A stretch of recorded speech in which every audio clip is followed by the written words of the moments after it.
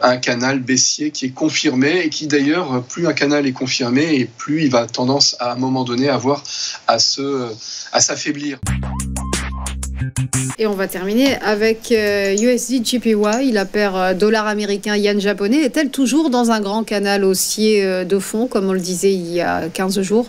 Oui, elle est toujours dans ce grand canal haussier de fond qui, là, pour le coup, est confirmé, contrairement aux petits canaux que l'on a dessinés sur les paires précédentes, qui sont des canaux par anticipation. Là, désormais, sur USD JPY, on est vraiment sur un canal baissier qui est confirmé et qui, d'ailleurs, plus un canal est confirmé et plus il va tendance à un moment donné à s'affaiblir. Donc, pour l'instant, il tient. Pour l'instant, la borne haute, c'est les 150. On est à 148,90, donc quasiment à 149. On a encore un peu de potentiel de hausse pour cette semaine, pour aller rejoindre les 150 et travailler cette oblique haute en résistance des 150.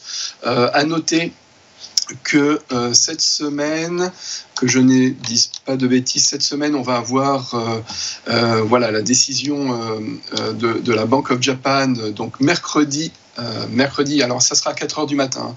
Donc c'est pour les cambistes un peu hibou qui se lèveront tôt. Mais voilà, on va voir la décision de la Bank of Japan sur les taux d'intérêt.